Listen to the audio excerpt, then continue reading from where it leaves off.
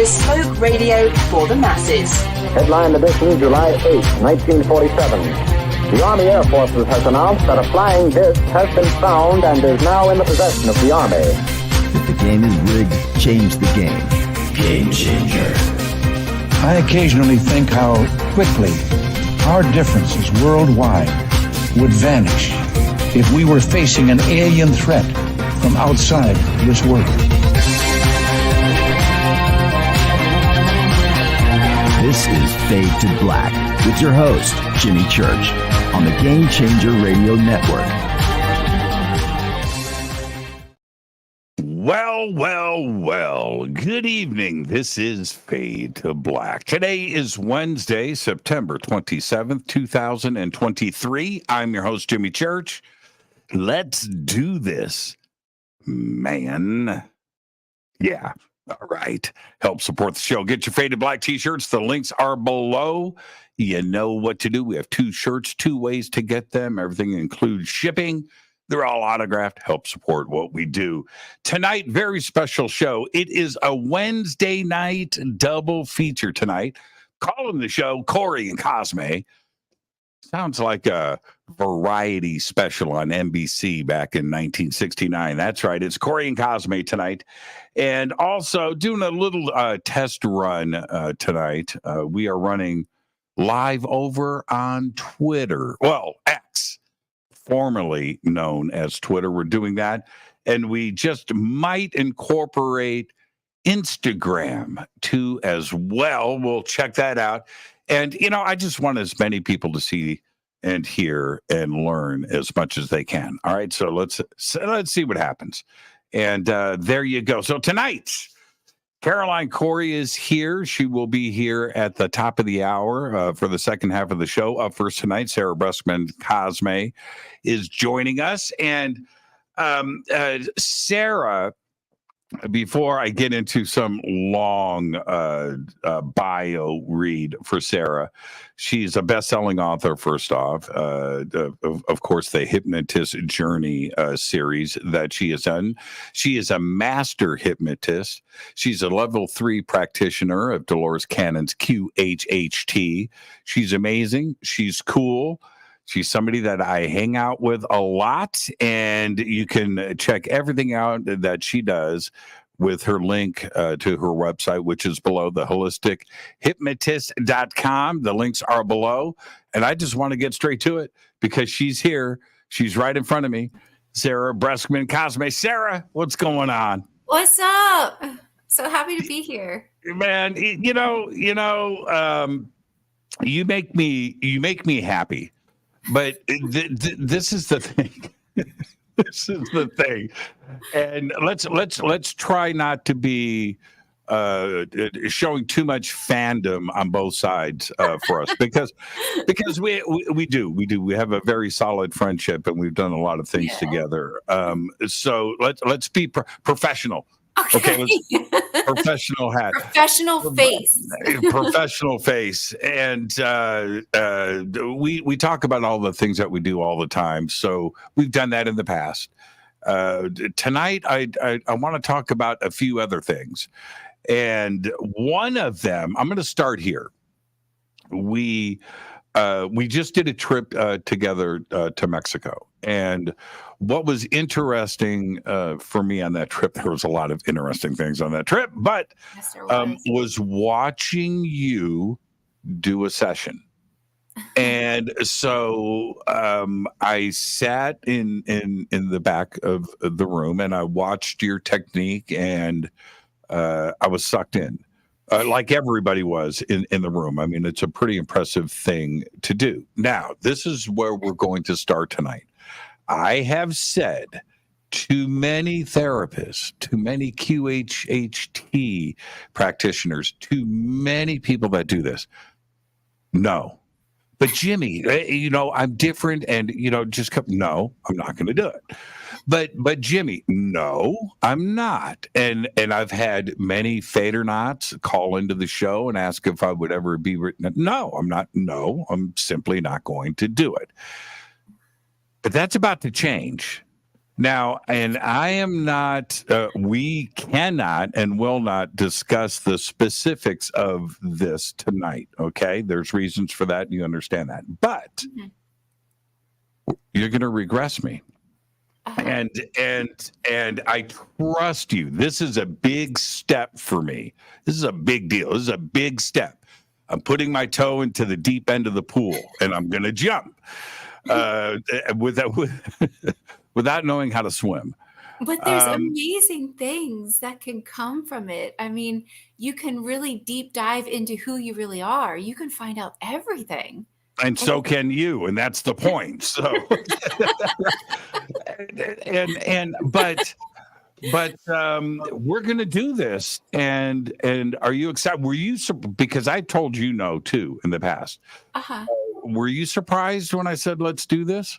No, I was shocked because I've been asking you for I don't know. I mean, like years. a couple of years. Yeah. But I think you had to see it to really understand that this is actually really easy and profound things come from it. I mean, you could see even the front row of the audience, they could feel it. Some people actually felt in hypnosis a little bit. Right. As I was putting her under. And the information coming through is amazing. Yeah, and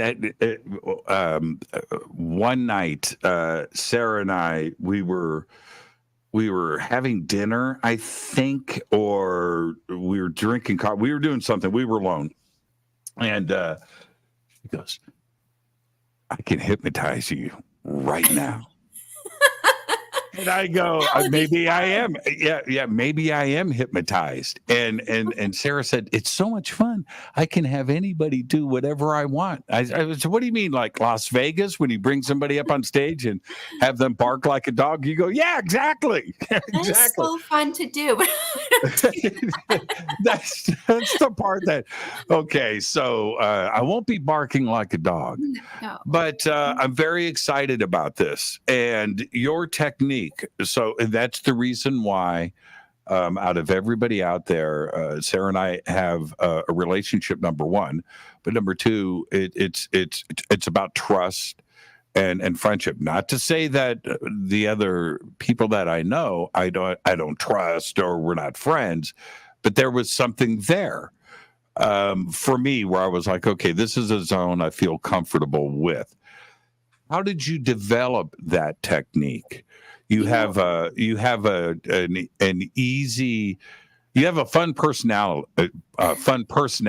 You have that, but that's the sessions aren't about that. But you do have a way of making somebody comfortable. How did you build that? I think it's just in my DNA to want to help people as best as I can, and I just. I do Dolores Cannon's method, but I alter it a little bit when I'm doing these type of sessions, like the session that I'll do with you or the sessions that I do to kind of get information from my books, because it's just really easy. It's all it is that state when you wake up in the morning and you can still remember your dream. That's the deep theta state. So you basically put somebody in that state, and with a guide right next to them, they can just explore that state and find out anything. I mean, it's really simple. You're just quieting your conscious mind a little bit and opening the doors to everything inside. It's just amazing. You can find out anything. You can even heal yourself even. Healing is so easy, and people heal themselves all the time. That's why it's so popular. Yeah. So I've got this pain in my lower back. That's like usually that kind of that. No, I'm kidding about the pain in my lower back. But I'm saying when you say she takes me serious, I'm hypnotized. You're already there. Yeah, I'm already there. Oh my gosh, you're healed. Yeah, exactly. Is that what you're talking about when you say healing, or do you mean more like trauma? So both. I mean, both, because you get to find out the root cause of things. But I mean, it's also pretty cool because extraterrestrials can come through my clients. This whole weird phenomenon started happening in 2018 when I moved from one house to another. And then it was like they were contacting me through my clients, almost like using my clients as a radio. that's when everything got really weird. But I mean, even on the cruise, using the same technique, I can have similar results. It's really interesting. I think it's not just me though. I mean, anybody can do it, but they definitely do use me. They've told Now, me. what? Yeah, and what is it? You've mentioned, and I want to be very clear here. Uh-huh. You have given me many sales pitches. Okay.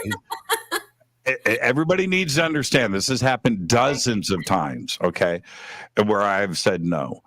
But one of the things that you have repeated to me, and you've said it tonight, is that you can learn so much. You can learn, Jimmy, you can learn so much. You can learn. Well, wait a minute here. This also spins around in the other direction. You're learning too. You're on your own journey. So much. I learn. It's so exciting for me because I never know what they're going to share with me. I mean, I feel like I have access to the secrets of the universe and I can find out anything. If I have a question, I'll ask the higher self and I'll compare it to other people under hypnosis and just find the answers to so much information. Anything I'm curious about, I just feel really lucky and it's so profound. That's why I really like to share it with other people because, you know, even when we were speaking on the cruise, and I'm so excited to share this amazing information at Stairway to the Stars, but I can tell the audience is so affected by this information. And the thing that I do that's different than other people is I show some actual clips of my clients under hypnosis and what comes through, because it's one thing for me to tell people all about this amazing information, but I actually get to show them and they get to witness it and feel the vibration of these higher level consciousness that comes through. But I think the reason why you agreed was because you saw it being done and you saw how she had access to so much information. I mean, you can take anyone, bring them to that deep level of consciousness, and they can tune into universal consciousness. So it is like using the person as like a radio, and you can speak to the higher consciousness that way, and you can find out anything. I mean, what I think is Sarah, I sat there for 2 hours watching this session, and everybody in that room was so you could hear a pin drop. Yeah. And you speak. You're almost at a whisper, right? You're in this thing, and so everybody's got to hear you, right? And of course, and hear the conversation that is going on. And it was amazing. It was like a 2-hour movie. It was an incredible thing to witness. Are you going to be doing that at Stairway? They don't have me set up to do that. I'm doing like a speech, and then I could do that, but right now I'm doing a speech and I'm on a panel. So okay, well, yeah, I know, I know what, but maybe you've got a juice card that you can play at Stairway to the Stars. So I if have you a want, juice card. Woo. yeah. So if you want to play your juice card, maybe we can set up a session. Well, I want to play my juice card. I mean, because first of all, Okay. I've never had All a right. juice card before, so this is special. So, like, whatever it is, I'm Right. going to play it. I think I think that would let me take a look at the schedule and I'll talk to Adrian. Okay. I think that would be a lot of fun. It's not going to be me though. No, everybody. You know, I actually have a lot of friends coming. I mean, who is not coming? This is going to be such an event. So I have a lot of people that follow me and a lot of friends that are coming. So I can just pick someone. It'll be really easy to get somebody. I think the audience is always shocked that they can ask personal questions and that the person under hypnosis is able, well, it's not them, but the higher consciousness is able to come through the person and answer their questions. I mean, is this why? And okay. All right. Now I'm going to ask you the question you've never been asked. Is this why your kids are so well behaved? Are they hypnotized? Well, you think they're well behaved. Is that it? You right? All right. Do you have a little pocket watch you whip out and pendulum? No one likes it when I do that. They know. But I do hypnotize them, but usually for sports or for tests. Oh, no kidding. No. Yeah, I do. I do actually. They ask me. They'll say, "Oh, I have a test coming up. Can you hypnotize me?" And sometimes there's like a line. Straight up? Really? Yeah, actually, yeah. How are those report cards? They're great. Well, actually, my son was 11 when I hypnotized him the first time because he used to wear glasses. So I told him, well, let's just fix your eyes. And he hasn't worn glasses since, and he's 15. He healed his eyesight because he realized we was under hypnosis that in a different lifetime, he told himself, he made a vow that I never want to see this kind of thing again. So before coming into this incarnation, he chose to blur his eyesight so that he couldn't see things clearly. But, according to the higher self, once he understood that consciously, he was able to fix his eyes. It took about a week for them to be better. Wow, that's incredible. Have you hypnotized their teachers? That's where you go. You go to the source. Yes. Now you go one level new up. ideas. You go one level up. So what is it? What is it that? What is it that you have learned that you were most surprised about? What's your main takeaway? You've written, some incredible books that I have. But is it something that is in those books, or is there something else that you want to share with us? I think one of the most amazing things is that in the rest of the universe, when you talk to these higher level beings, you think that the highest level is like an Arcturian or something like that, some super advanced extraterrestrial, right? What do you think? No, you know what the highest level, considered the highest level consciousness is?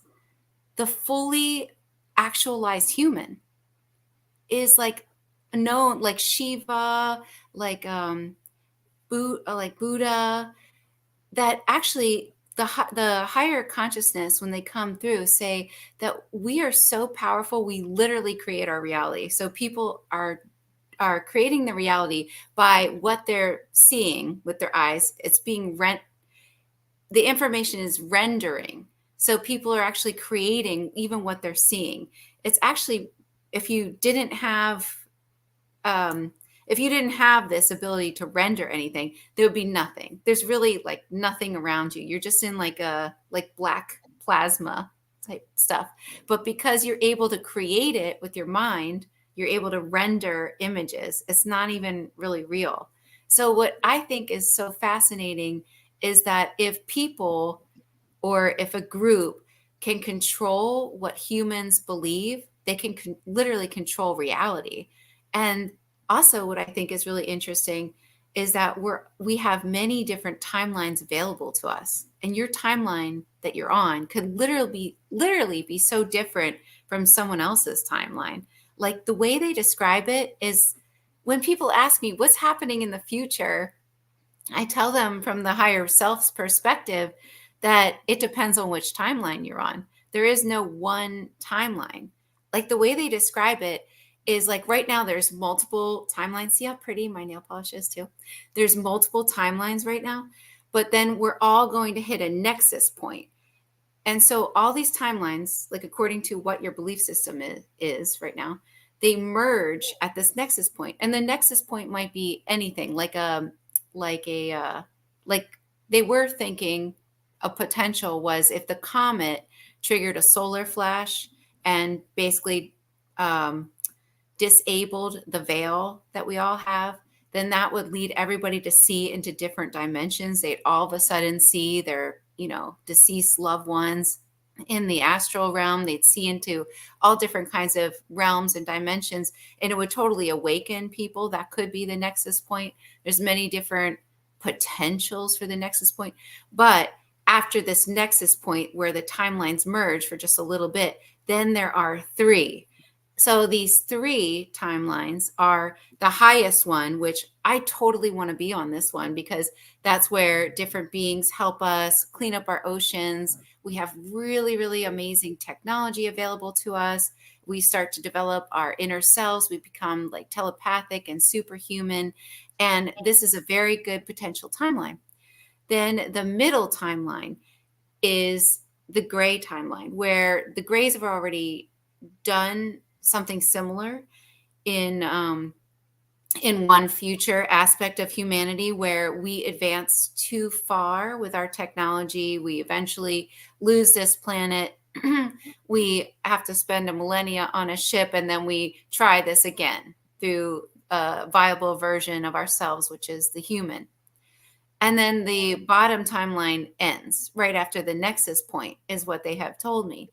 And then there are light workers in the on the upper timeline that try to push the people from the middle timeline up, and they try to. Now, what do you mean the lower timeline ends at the nexus point? So it's a contract that the lower timeline will not exist anymore. It's in the contract. Some law was made that this lower timeline just can't exist as the frequency of the planet is raising. It just can't exist anymore. So basically, this is another weird thing that I've learned through the higher consciousness, is that you can't do this wrong. So you don't have to beat yourself up and think, oh my gosh, I'm not on the highest timeline, because you will experience all of them. An aspect of your soul will experience the highest, the middle, and the lowest. That is just part of how we're designed. We actually, it's really interesting, because there's different versions of you that have made different decisions. And so they're going to experience many different things. So just because you're focused in your physical body in this moment on this timeline right now, doesn't mean you will also experience these other decisions that you made that were different, especially when you get back to the in-between. It seems very like holographic in nature, but you get to go down all these different timelines and experience them. So now, what about the human brain is probably the most brilliant, the most perfect, the most insane creation in the universe, the human brain and its potential. Mm-hmm. And the fact that it holds consciousness, and that you and I can laugh and drink coffee or cry or think these and have, all those emotions and touch and taste and smell and hear and music, the consciousness and what exists between our ears is incredible. But it has to be the same throughout the universe. We're not the only ones with these amazing gray globs between our ears. It has to exist throughout the universe. Right. And so if we are, and if I'm understanding you correctly, if we're in contact yes. one way or another with them, they fully understand the capabilities of consciousness, right? Exactly. And one of the most special parts about being a human is our severe emotions. We have these severe emotions that many different beings, they don't have them. Especially, many of the different types of grays have basically bred out their emotions, but emotions act as the gateway through the universe. So humans, they say, or, many of the higher consciousness say that we don't understand the energetics that we have access to, that you can use the power of your emotions just to manifest different things by focusing on that emotion, and then just imagining a portal opening up and bringing forward possibilities. It's something you can just learn to practice, different things like that. But it's our emotions that are so special, that many different beings say that this is one of the most unique things, more so than our mind, really. The comments that have happened about just that, about the grays lacking emotion and compassion and empathy and almost mechanical, right? There's a lot of descriptions like that. I watched the new movie that just came out. It's called Jules. And what is interesting, I think it was released yesterday or last week, but anyway, I watched it last night after the show. And I thought about everything that you just said is represented in this movie in a very strange way. Ben Kingsley, this alien, I'm not giving away the movie. Everybody knows this from the trailer. Flying saucer crash. He lives alone, right? Flying saucer crashes in his backyard. Little alien gray comes out and hangs out with him for a minute. Now, I'm not going to say anything else, except the alien, the ET, doesn't speak telepathically or otherwise, right? His mouth is closed and everything is coming through his eyes, the emotion, but there is a lack of consciousness. In the end, I'm not going to give anything away. Some of this is revealed, but it just may be that they don't have the ability to express consciousness that is existing inside of them.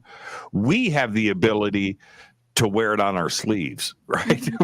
we can't hide our emotions. I think it depends on the gray extraterrestrial too, because I've had some instances where some will come through and start speaking through my clients, and they'll say things like they do, like when they're taking somebody, for instance, sometimes there's, just like a robotic being there, putting their hands on the person so that they basically, I always think it's funny, so they feel comforted as they're freezing their body and taking their soul essence out and bringing it aboard the ship. Some of these beings are don't have a consciousness, really, so to speak. It's like attached to another consciousness, almost like the ship is part of them too, which is really interesting. But I think that it depends. And you can tell the difference between a biological entity, if you're contacted with a biological entity, or an avatar body that's using like a suit, basically, because a biological entity will have pupils, and it's one of the ways that you can differentiate them. Like there's actually some enlightened grays. There's so many different grays, but what was I going to say? But you were talking about the pupils and a way that to take this a step further. How do you know if because an avatar, a suit, right? I get that, but how do you recognize the difference? There's so many different types. I mean, once I was speaking with one and I was asking them how to power their ship, and they said, well, there's like these handprints. So I said, well, go over to the handprints. And they described their ship. It's all circular, there's no edges. And when you put your hands in the handprints and your feet are on the bottom of the ship, it creates a circuit, and you use your mind to move it in whatever direction using like the toroidal field. And so I was like, well, go do that. I want to see what happens. And this gray said, oh, I can't, because I'm an apprentice to the taller grays that have been here a lot longer. They were like the ones in charge. So those are like a totally different type. So I guess apparently most of the taller grays have been here longer than the shorter grays, which is, something I didn't really know before. You have, I wanted to get too into this, but you come from a professional background. Well, you're a professional now, but you had another life, right?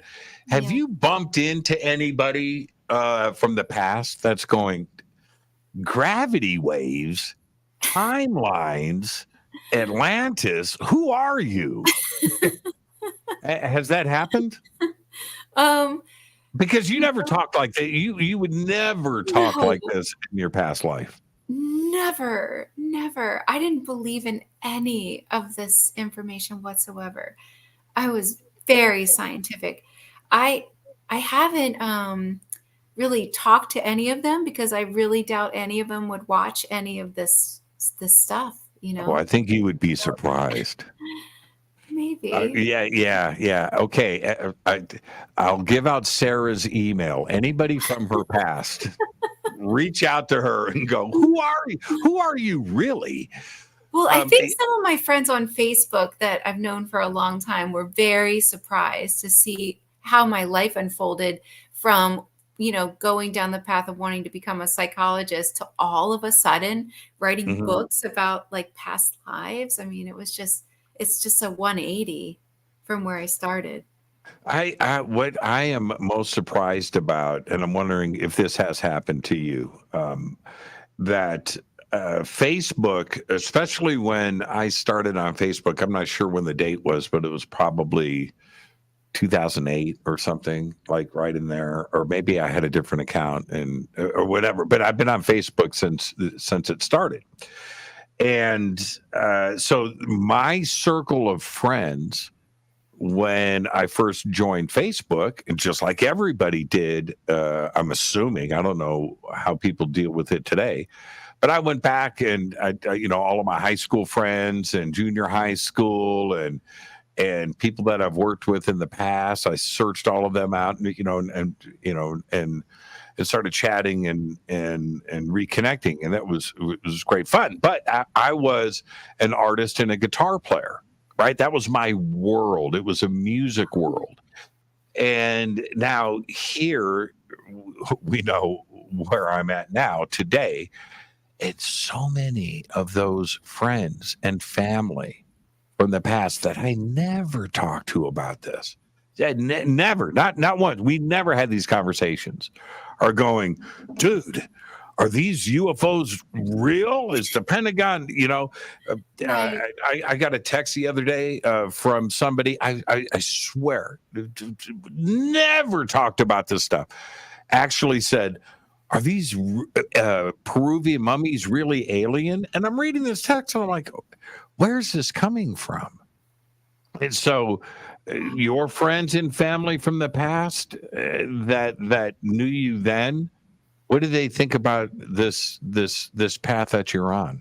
Well, some of my family members that heard that I wrote a book about Atlantis thought I wrote a book about the resort in the Bahamas. And so, Right. like not all of them are totally into this stuff. I mean, most of them are still very scientific, but they they do see that I've changed so much because I'm a much happier person because I know from hearing the higher self so many times that there really isn't anything to worry about. I think in my past life as me going down that other scientific route, I really just didn't understand how the universe worked. I didn't understand how trauma actually serves a purpose. I didn't understand these like principles that I keep learning over and over again. I didn't understand how to heal myself. There were so many things that I just didn't have any idea about. And so it's just really changed my life learning all this information because I just feel like I'm such a different person. I mean, I understand that where we go when we pass, I understand about our consciousness. I understand why we're here and what we're doing here. And I understand more about myself that I'm on a Well, mission. so let me stop you right there because when you're in school, psychology, and everything that's involved with that, and that circle of friends and those teachers, and what's expected of the profession after you graduate and you jump into that field, is there ever a discussion about human potential? Never. And Well, not that I saw. Mhm. right, you know what I mean? And Right. so for you, you haven't found your bliss yet, right? So you're in another world, and then when you discover things like human potential and developing yourself and expanding yourself, and then also helping others, do you look back at your education and go, man, they're doing it all wrong? Well, I honestly, when I got into the field and I started working, and my job was basically to give them their medication and counsel them. Right. In the beginning, because I was a counselor at this halfway house before going to graduate school, I felt sort of upset when I first got into the field because I had learned so much. I mean, I had the highest grade in my psychopharmacology class. Okay. Just so you know, I was so gung-ho to help everyone. Everyone was going to be healed and they were going to feel so good after I was done with them. But I felt like everything I learned was a lie. Like with basically even within a week of just starting to work there, because there were no success stories. And I worked there for a long time, maybe a total of 2 years. Nobody left. Nobody got better. And it was the protocol. I started in 97. It was a protocol that if someone was speaking with extraterrestrials, that they were schizophrenic. They were considered schizophrenic and they were heavily medicated. And this is only in 97. So, I just thought there must be something better that we have to offer people. Why is this the leading edge of thought is what I kept thinking to myself. And then eventually, I didn't continue my studies. I quit and I got into hypnosis because I remembered from one class that we did regression hypnosis. And I thought, wouldn't it make sense to get to the root cause of a problem? It seems like if you just, if you just give them medication, doesn't that just put a Band-Aid on everything? It doesn't really get to the root cause. So that's how I got in. That was my foot in the door to hypnosis. And then everything just kind of exploded.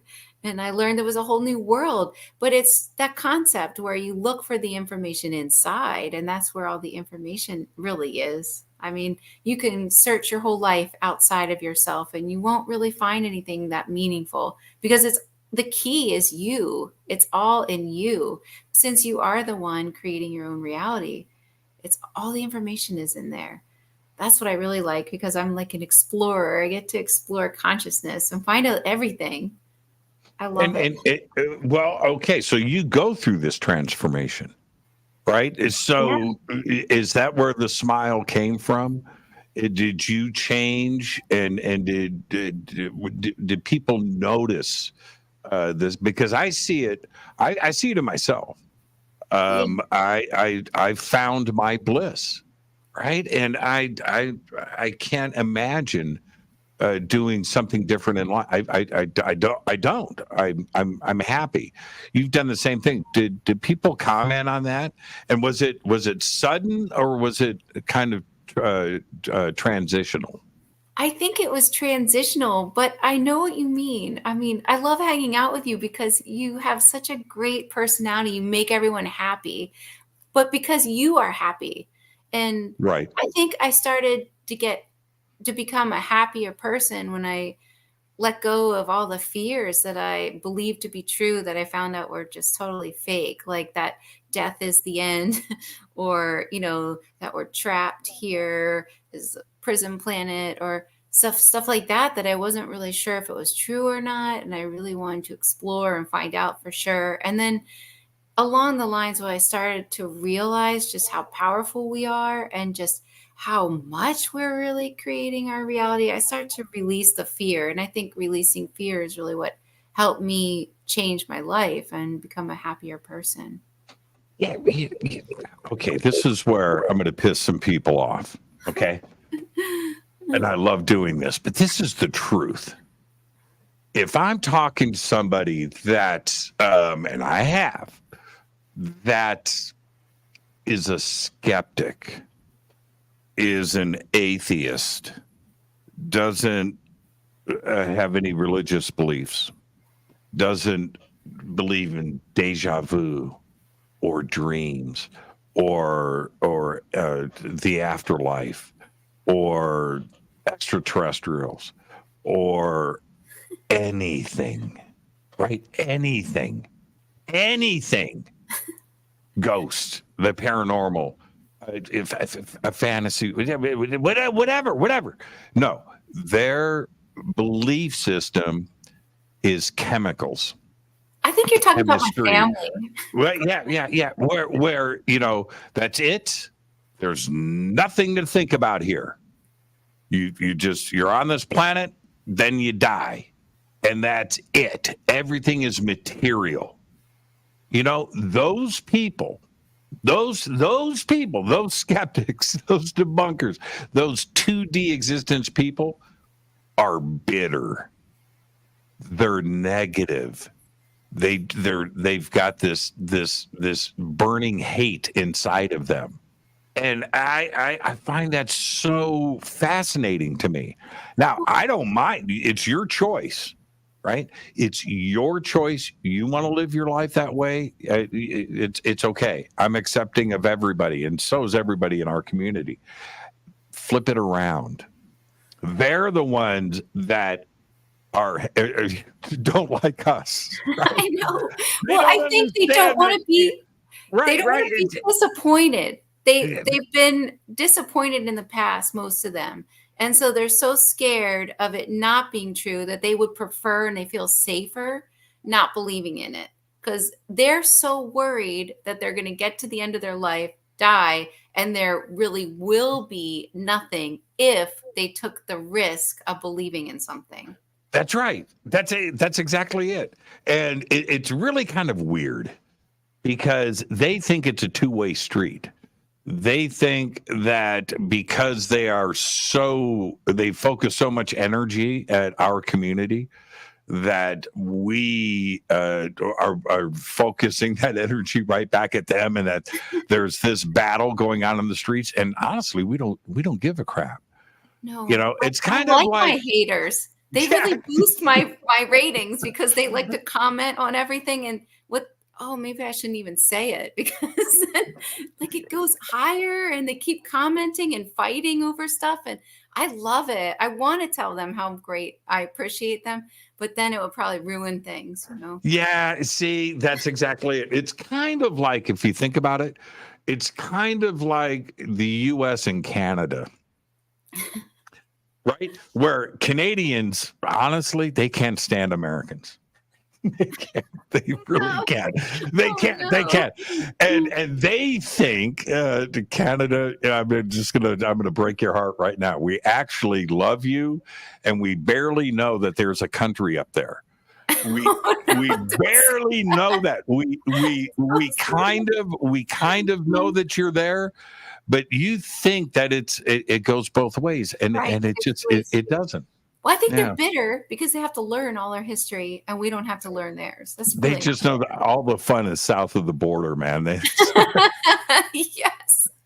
And they're still pissed off about Wayne Gretzky, and it's going to take a while to get over that. But that's kind of what it's like, and I can't imagine. I like that analogy. Yeah.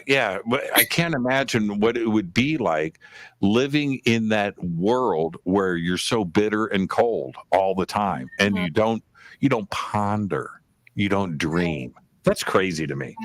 Right. Yeah, I know, but I really think it is that they're just so afraid of being disappointed that they don't want to take the risk to just try to see what it feels like. That's what I think. Yeah, absolutely. And trust me on this, everybody. Sarah backs this up. We so we go on this cruise and we have a great time. Okay, and it was just amazing. But at the very, very, I'm talking about, I'm stepping on the ship, right? I'm stepping, literally, I step onto the ship, and there's Sarah. Right. Boom. It was like crazy. And so we're getting our stuff and whatever, our past things. And Sarah goes, so what are you going to do on this? I said, do you know what I want to do? I think they have a quad trip where you go, quad bikes? And I go, yeah, I want to do that. And so that was the first decision we both made as we stepped onto the ship. That was the best decision. That was really fun. And that's my point. I'm so glad you said that, because out of that whole trip, which was amazing, Sarah and I, this is circled on the calendar. Where did we do that? Like Mazatlan or something? I don't know, but it was so fun.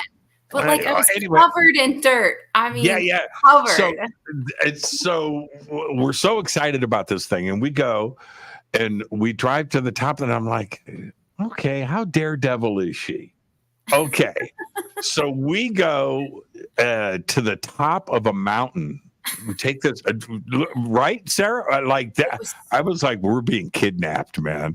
You know. I know. We all had to wear bandanas too. Made the yeah. That was pretty cool. It had to, by the way. Yeah. I almost didn't wear mine. No, I did. I remember. Okay, so anyway, we get up there. I'll tell the bandana story in a second. We get on the bikes, we get our helmets, we take a quick class. We're on the top of this mountain. It's pretty crazy. It's pretty cool. And we're going to go do this thing. And I watch Sarah on this quad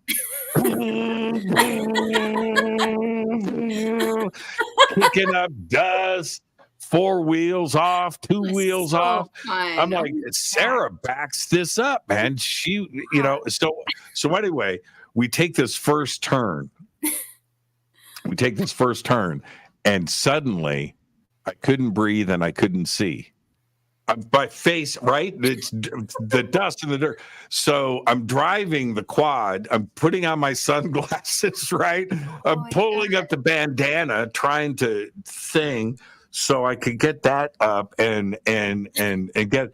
But once I got the bandana up and the sunglasses on, it was all good, man. That was so much fun.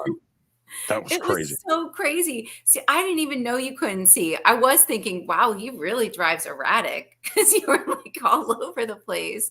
But it was so fun. It was like, I just want to go back there just to do that. Yeah, I know. That's worth the price of admission. You know what? It looked so like much. I had a Starbucks addiction. Like, I got my bill at the end and it was like Starbucks. Like, I don't even want to talk about my Starbucks charges. Yeah, I know. So we're writing these. We're out for like an hour and a half, right? Anyway, I'm like, man, I can barely hold on to this thing now. Right? Yeah, you get tired. I mean, you're just jumping and we pull up on this cliff to take a break. And so we get off the bike. I can barely walk. And we walk up to the edge of this cliff and we're taking selfies and doing this. And I'm serious. I'm like, whoo, man. And we were only halfway through. Yeah. That was the halfway point. And I was worn out. We had to go back. I know. It's like, wait, it's not over yet? Okay. So Sarah and I, we pull back up into base camp, which is not really a base camp. It's like a 5-star resort. And they tell us that we're going to go do tequila tasting. That was a highlight, wasn't it? That was pretty cool. So anyway, Sarah and I, we pull up and we look at each other and we are covered. Like, you look like a different person. Covered in dirt. I mean, we left. There's we Jimmy left. in there. It was all the dust in your eyebrows. But when we took these pictures before, so we're all clean tourists, fresh off the boat. Yeah. Right? We're taking these pictures clean, and then the pictures after. Oh, that was so much fun. Funny. It was so funny because didn't you get like the whole group too to do the selfie? Yeah, I did. I might have posted that too as well, because Sarah and I were the only ones. We were the only UFO alien hunters. We didn't know anybody else. By the time we were done, everybody knew you, though. That's for sure. We were all like tequila shots. So much fun. That was such an amazing trip. I don't know why I went sideways with that. Oh, the reason why I bring all of that up is that that's part of finding your bliss. Yeah. right? Where you have you're out of the closet, right? You're out, Yeah. and this is who you are now. Yeah. Well, I mean, I think it helps you just do more things, experience life more because, there is no such thing as death, and if it's not your time to go, there is so much help for people these days. Oh my gosh, I had this client and she remembered being chased by a group of men. She was with her friend and they were in a car. They went to a party and they were drinking. And right after the party, they got in their car and these men started following them. I mean, they were chasing them. They chased them to this deserted area and there was really no way out. And then all of a sudden, my client said she felt like she was put to sleep. She woke up like what felt like a second later, and she was literally on the road driving with her friend in the car, totally at a safe place where she knew where she was. So I brought her under hypnosis and I asked her higher self, what happened to her in the cornfield in 1984, when she was being chased by these pack of men? And they said they not only veiled her, they put her to sleep and they moved her car. They literally moved her car. Like, if you think about that, that's just incredible. We have access to so much help from these, angels or guides, whatever you want to call them. So many people recount seeing some type of person that they thought was a person, a living person, and it actually wasn't even a real person. Like, people will see them in hospitals. Like, maybe this doctor comes and it seems like a real doctor and he'll do a procedure and they'll find out later that this doctor never worked at that hospital. This is such a common experience. Like, the amount of help that we have access to is really incredible. So yes, I feel like I worry a lot less about things. I know how much help we have. And I know that when you're in alignment with your purpose, that really great things happen from that. Like, if you can get over your fear of like following what it is that you're supposed to do, things really work out. Because I also notice that a lot of people develop illnesses or issues when they're not in alignment. Like, I had this client who she came in for a session because she got this right shoulder injury and she just started this cleaning job. So she needed her right shoulder to clean the houses. She just started this job. So when she was under hypnosis, her higher self said, yes, we gave her that shoulder injury. And I thought, why would you do that? And they said, because she's not supposed to do this cleaning job. She's supposed to be a singer. She came into this life to be a singer, and she deep down knows this.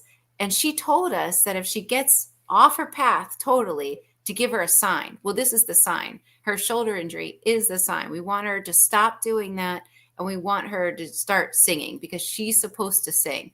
That's what she's supposed to do. Her voice carries a vibration that will help people heal, or it will be a reflection for people's. It will trigger certain emotions within them. So I asked a bunch of questions and I was like, what exactly does she need to do? And they told her. So they said they could release and heal it. And, she did feel like it was healed right after. But then I saw her a couple weeks later and she was in a sling. And the reason she was in a sling was really because she was too afraid to, just follow through with what she came here to do. She wasn't in alignment with her purpose. And she said even her left shoulder started to hurt. And when the doctors, when it did scans on her shoulders, they couldn't find anything. And so, it's really, I think, really. And today she's the host of The Voice. Her client was Christina Aguilera. That's such an amazing story. That is such This stuff happens all the time. Could she sing though? That's what her higher self said. I don't know. I've never heard her sing. So okay. All right. Fair enough. Fair enough. I am so excited. So what are you working on now? You've got I'm almost done my fourth book. Is it done? No, almost done. Close. And this is about what? Well, it's obviously what you've learned, right? I'm thinking. Right. Well, is it a continuation? Yeah, it's really fascinating, but as much as I'd love to take credit for these books, I'm really not the instigator, not really the real writer, because it is this higher consciousness that has an agenda that uses my clients, that basically also uses me to get this information out to the people searching for it. And that's one of the reasons why people heal so many things when they read them, because I'm not the writer, but I am the facilitator. I am the messenger and the transcriber, basically. And the focus of the fourth book is what? I would say it has to do with the past life of a woman named Alice in the Middle Ages and her connection to this place called Avalon, which is in Europe. And it's connecting the wisdom from this place and bringing it back for us to understand it. Because the higher self has said, as we move forward in our different future potentials, we understand that we can keep moving forward with our technology, but we don't have enough access to the ancient traditions, the ancient wisdom. So they wanted to bring that back and make it available. Wow. And it's when do you anticipate publishing? Probably December. December? Yeah. Well, this is great. I will see you in when am I going to see you? Oh, we can't talk about that. Okay, but I'll see. I'll see you then. But then I will see you in November at Stairway to the Stars, and I'll talk to you more about that. I think that's a great idea. Maybe we should do a session live at Stairway. Yeah, well, I know they will. So it's something that I think that we should do. I was hoping it was going to be done, and now that I know that it wasn't actually something that you were planning on, well, now you are. Okay, so everybody, Stairway to the Stars. The links are below. Sarah's website is below. Sarah, I'll see you in a couple of weeks. Yeah. Oh, you're going to a beach. I go to Ibiza on Monday. Sarah's flying to Ibiza on Monday, doing a QHHT thing out there in Ibiza. So you're flying to Spain on Monday. You're going to have an incredible time. And then I fly to Egypt the next day. I thought it was Monday, but I fly Tuesday. So there you go. I'll see you in a couple of weeks when we're all done. Yay. We'll have so much fun. Thank you so much. Great time in Egypt. And you have a great time in Ibiza. Sarah Breskman Cosme, everybody. Thank you, Sarah. Behave and be well. Have a safe trip, and I'll talk to you when you get back. Bye. Sarah Breskman Cosme. So with that, I am going to take a quick break, and when I come back, that's right, you know what's going to happen. It is Caroline Cory right here on Fade to Black. So stay right there. Be patient. I'll be right back. This is Jimmy Church of Fade to Black. Please visit all of our sponsors. We're taking a quick break here. All of the links are below. We'll be right back. Join us November 10th, 11th, and 12th, 2023. Live at the Luxor Hotel and Casino on the Las Vegas Strip. As Disclosure Fest Foundation and Fade to Black Radio presents Stairway to the Stars, a Human Origins Science and Technology Expo. With live talks, lectures, and workshops by world-acclaimed researchers and authors featuring topics like human origins, ancient technologies, indigenous teachings, workshops, a mass meditation, yoga and sound healing, music, and so much more. This is Jimmy Church, by the way, and I'll be your host all weekend long. Don't miss our intimate sky watch and meteor shower over the infamous Area 51 airspace in Rachel, Nevada, with special surprise celebrity hosts guiding us through the night. This event will sell out. For more information and tickets, please visit disclosurefest.org. Hi, everybody. Jimmy Church here. Very special announcement, and that is we are shipping Fade to Black t-shirts again. It's been almost 2 years. We did a full upgrade to the website, so you can head over to jimmychurchradio.com. It's all simple to do, and it's right there. Remember, We broadcast 4 nights a week, Monday through Thursday. We bring you the best, the brightest, the most knowledgeable and amazing guests, the best conversations. We do that 4 nights a week. We also do 4 days a week. We broadcast the news, and we do that live too as well. It's not a one-man show. I do it with website support. I do it with producers. I do it with writers and artists. All contribute to the show. The best way to help support what we do here is with the Fade to Black t-shirt. And you can get your Fade to Black t-shirt one of 2 ways. First, go to jimmychurchradio.com, order a shirt. It's really that simple. You're going to get a tracking number, it's going to get shipped, and it's going to get autographed. The second way to get a shirt is with a Game Changer membership. Now, the Game Changer membership not only includes a free t-shirt, but you get a private email to me. You get unlimited commercial-free downloads. You have full access to the website, and everything includes free shipping, and everything is autographed. So help support the show. Get your Fade to Black t-shirt today. The links are below. You can just go to jimmychurchradio.com, and it's right on the website. So there you go. I'm Jimmy Church, Fade to Black. I'm so excited that I just have one thing to say. Go Beckley Teppy.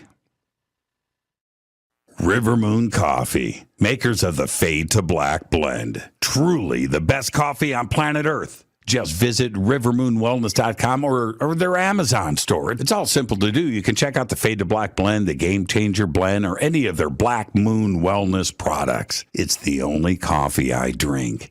It is the best, and it's Doc. Again, rivermoonwellness.com.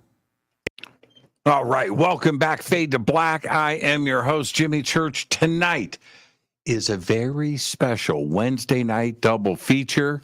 That's right, it's Cory and Cosme tonight.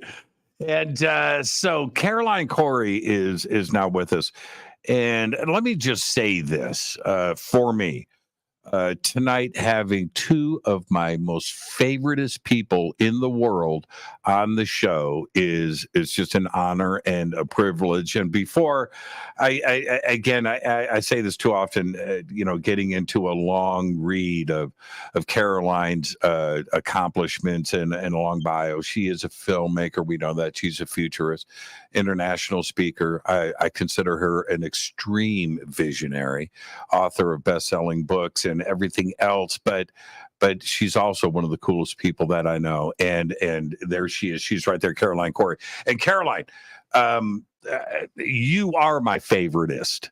Okay, so just let me be clear here. Sarah's already off the air. Okay, she's gone. Caroline, so good to see you. How have you been? Oh, wait, you're muted. Let me unmute you. Did you mute yourself? Okay, no, stop clicking. Okay, now, how are you, Caroline? I'm awesome. I miss you. Last time we were together was in Miami at the awards show. At the awards. Yeah. Yeah, that was incredible. And I was the cool thing about that, first off, was watching your surprise, because you did not know that you won, and you did. And you know what? Can I have total transparency here with everybody? Please. I knew. I'm the host, right? I know what's going on. And I'm talking to Caroline, and we're phone calls and texting and all. And I'm like, man, I did not tell you a thing. You did not know, did you? No. And I was like, I think I asked you, should I go to Miami? Because, from Los Angeles to Miami, it's like going to Europe, And I don't know. What do you think? You're like, come. Just come. Well, and my pitch was, everybody's going to be there. It's going to be a great time. You and I can hang out. We can do that. But and watching the surprise on your face. I was backstage Well, I'm out on stage part of the time, but I was the voice, right, from backstage. So I got to watch you come off of the stage. I'm backstage directing and doing things, and announcing with the mic. But I got to see your face and the smile, and I knew it was pretty cool. Well, how were you? I want to get into your filmmaking in just a second. But were you prepared for a speech? No, not at all. It's like you never know what you're supposed to say or not say and how much time and stuff like that. But I just let it flow, and I think I went overtime too. You know how like the music starts to play, like, come on. I just was so touched that we were honoring conscious films, like it's, the UFO, of course, is a very important subject, but that's not what it was about. It was about making an impact. And so for my films to be recognized that way, I was so touched. I just let it come through. And I think I said the word love, and, yeah, I remember maybe that. like Yeah. 10 times. Yeah, I remember that, and remember it was the community that voted. Yeah. That comes from the community, and there were some pretty big films that were nominated, which also came from the community, right? We didn't. It was just a tabulation thing, and it was a numbers thing, and I think that is so awesome to be recognized by the community that way. It was an awesome moment for me backstage to see that happen. I did not know that. I thought it was, just votes in general, or if there's like judges or something. No. Wow. That makes it even more special. Yeah. Well, then it would have just been Billy, Jimmy, and Elizabeth's friends. No, I mean, I wasn't sure if there was like. No, it was all done. It was all done online. Yeah. Yeah. And, everything was done just like that. It was just the way. That's the only way to do. I had, believe me, I had quite a few people call me going, so man, am I nominated? Am I? Hey, Jimmy, it's so. Am I gonna win? And I was like, it's not up to me.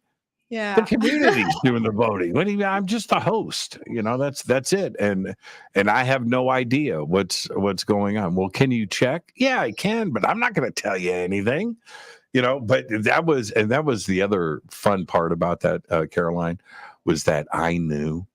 I knew.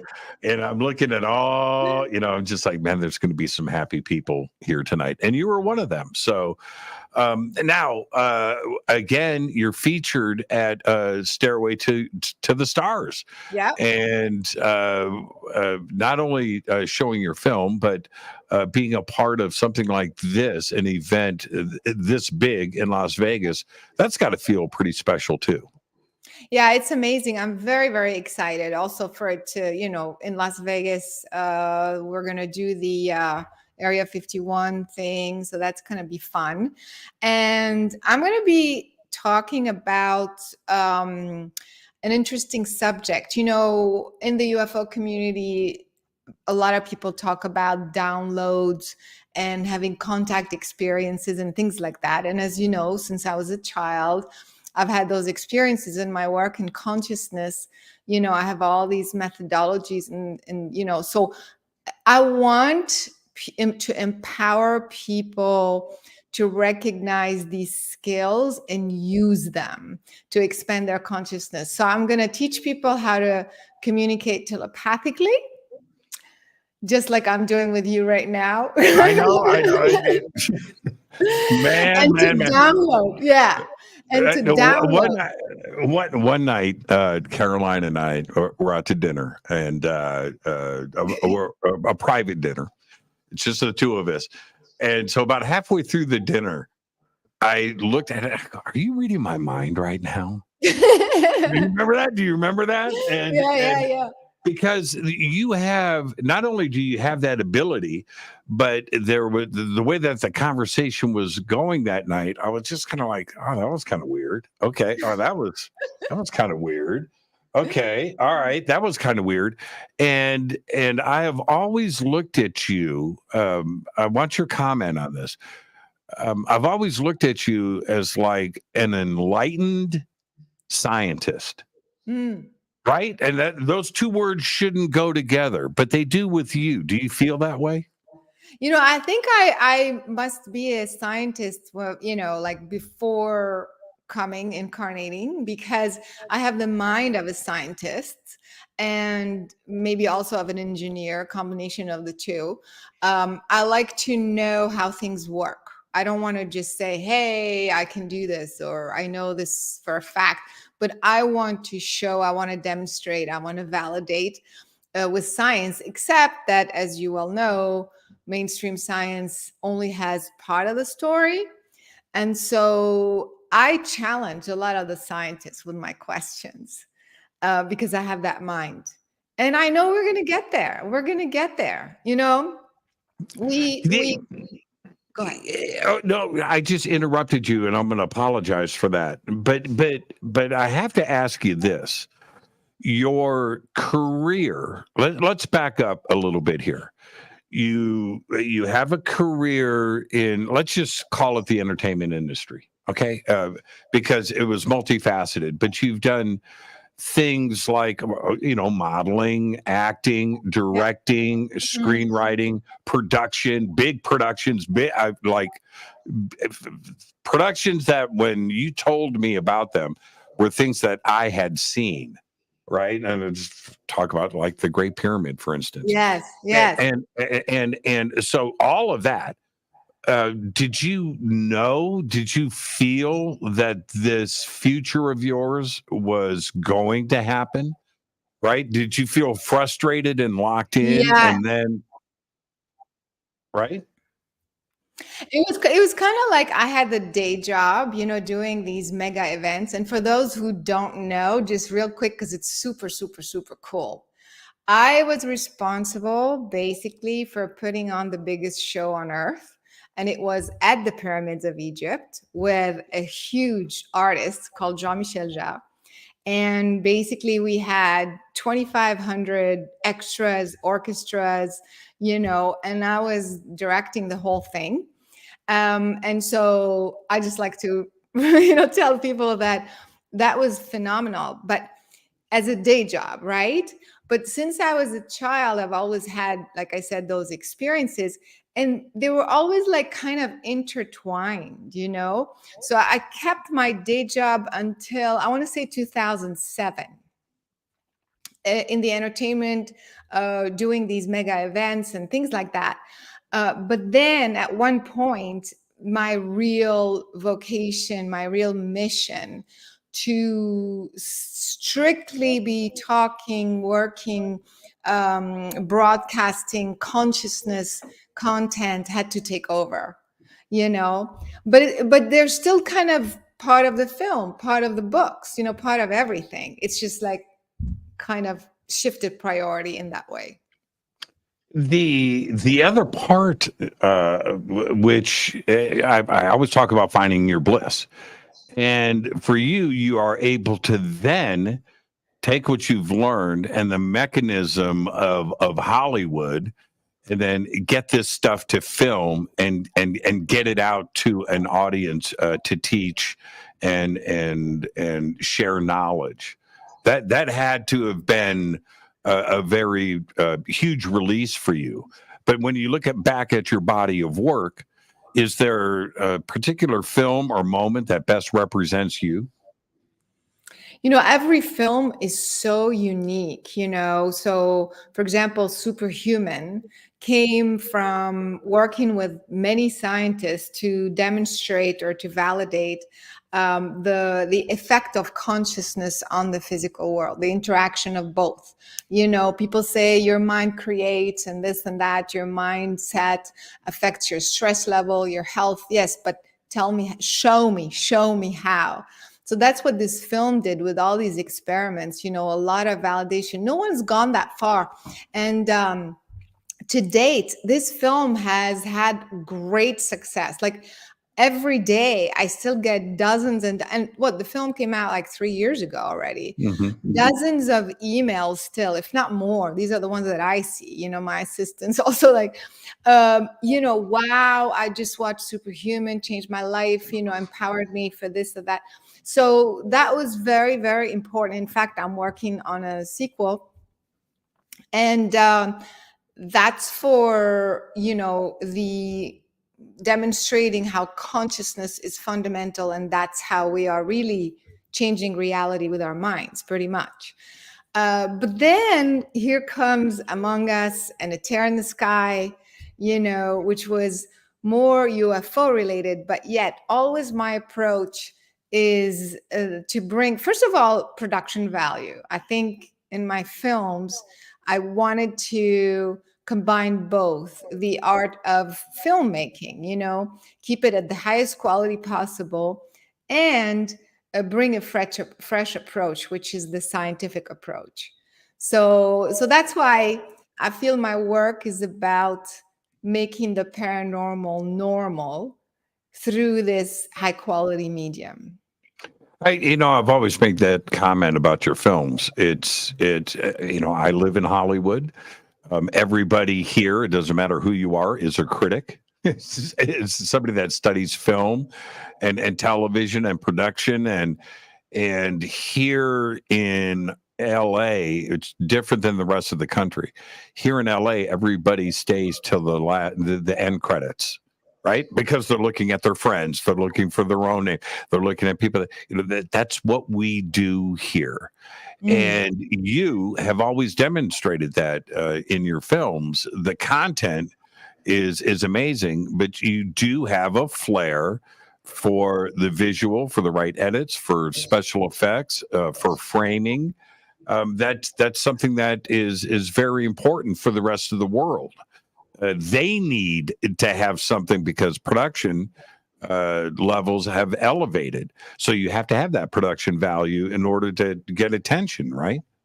Yeah, exactly. And, there are a lot of UFO films in production, and I'm not here to judge or criticize, but I want to go to the next level. I want to produce at the level of Hollywood so that, we are, because the main purpose is to also touch the mainstream.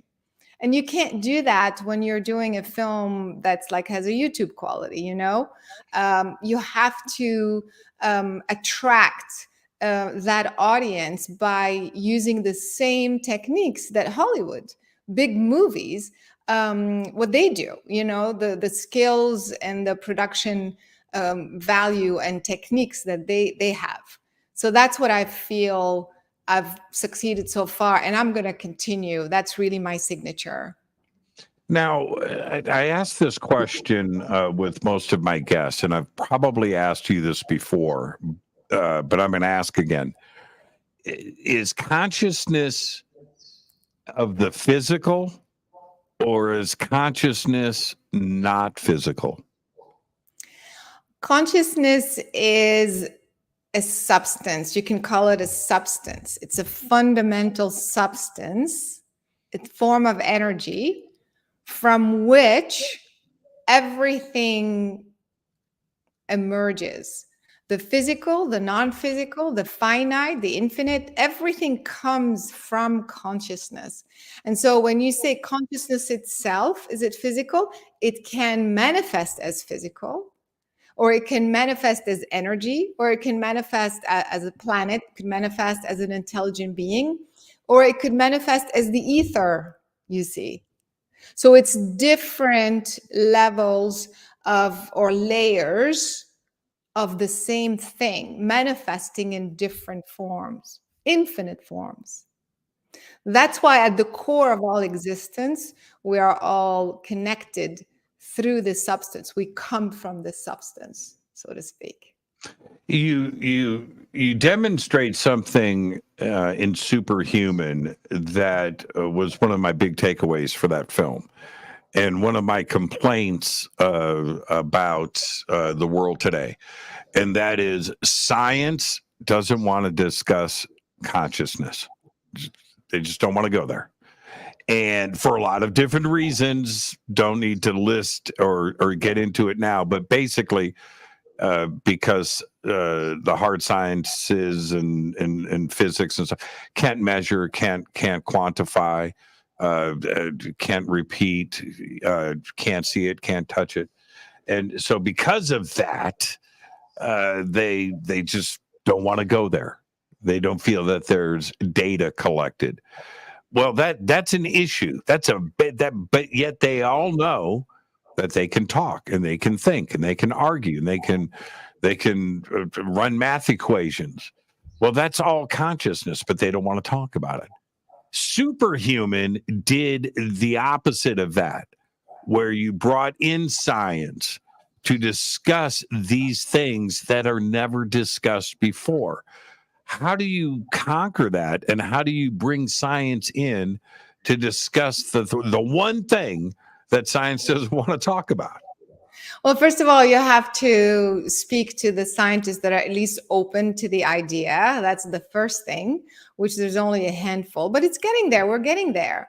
And, I think if you really look and you take that step, you realize there's actually quite a bit of scientific data that can be validated. I mean, that's what the film does. We go from one experiment after another. It's all under laboratory conditions. We're not just doing woo-woo stuff, working with real scientists. And so, that's, I think, the way to get in to the bigger, mainstream audience. However, I think the first thing is to, at least for scientists, to accept the fact then we cannot resolve non-physical things using physical science. It just doesn't work this way. It's a different type of science. It's a different kind of science with different rules. They want to think it's only Newtonian physics. That's it. Mm-hmm. Newtonian. So it's either or. And I'm saying, what if it's both? You see? And so, but that's what they learn their whole life. They don't want to start their life over when they're like in their 50s and things like that.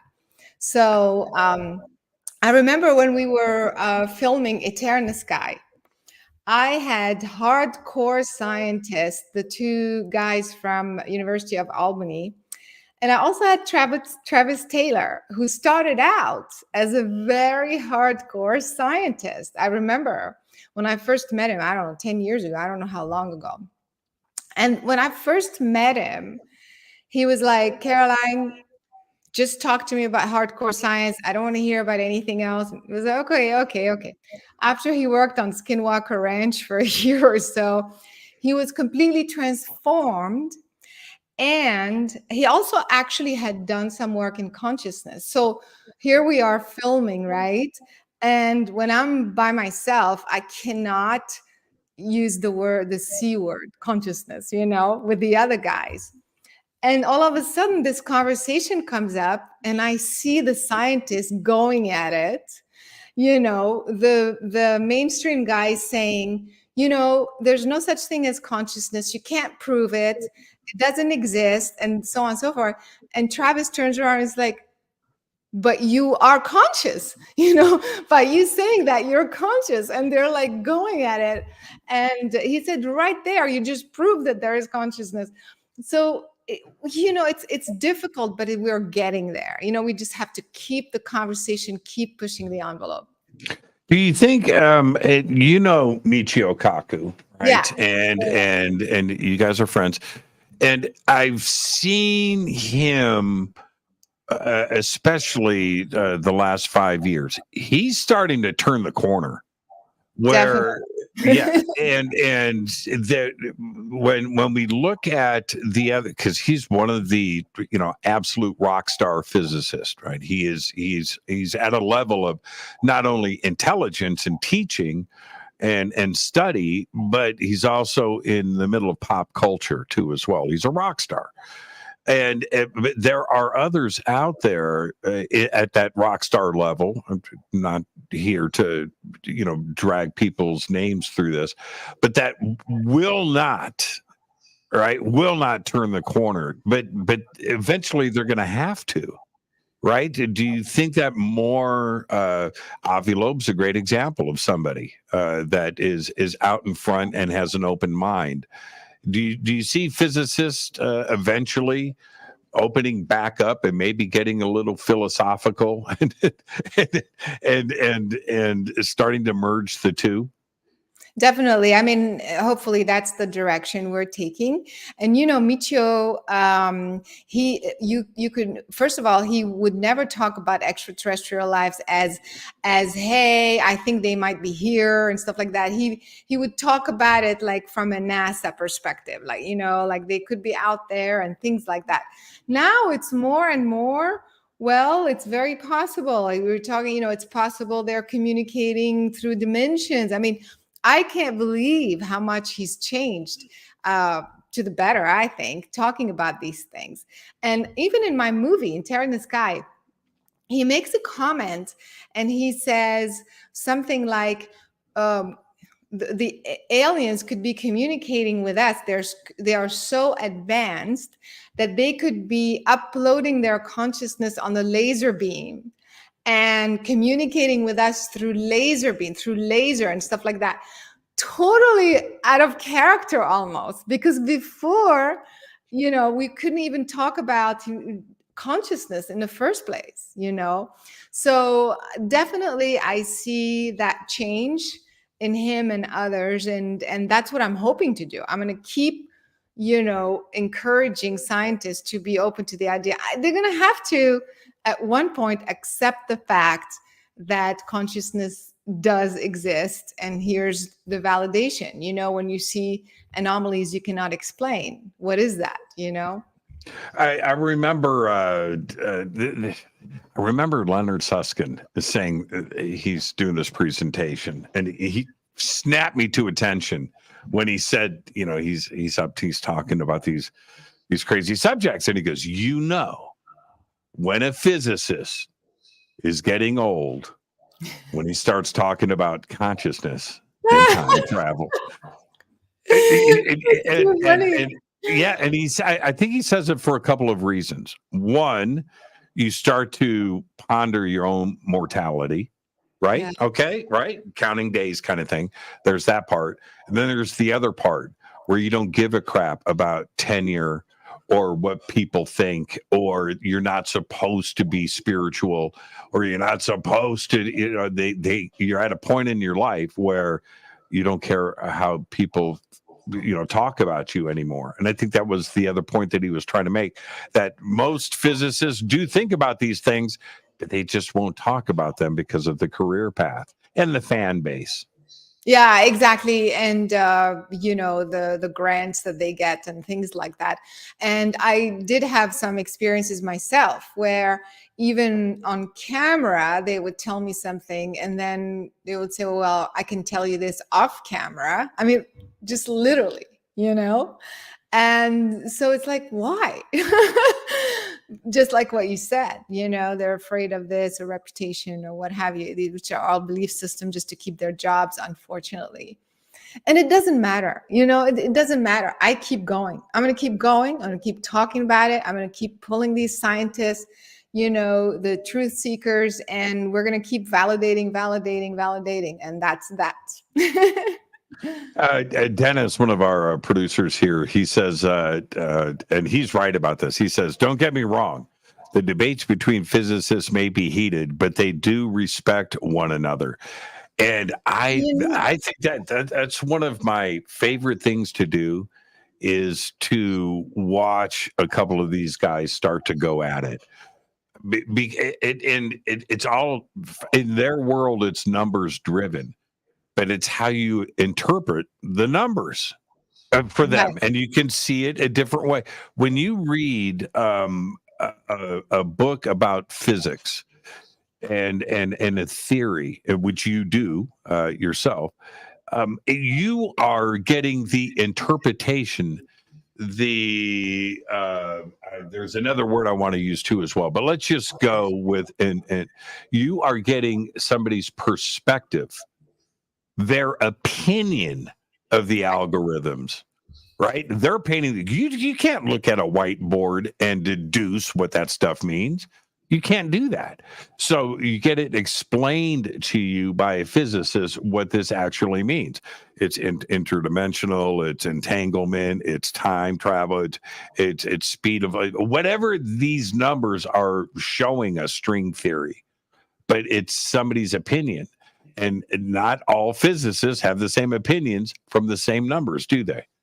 Yeah, absolutely. In fact, they contradict each other. Maybe they do respect each other on the outside, but I have also been in the middle of like where this scientist would say something about that guy's theory and vice versa, and it's endless. And eventually also how many times we've had theories about something, and all of a sudden, 5-10 years later, it's like, no, that we were wrong. Now it's something else. The universe expands infinitely. No, it's contracting. It's going to self-destruct. And so it's like they're still trying to figure it out, honestly. And so, but on the outside, it looks like, hey, we know our stuff, and we know maybe not everything, but what we know for sure.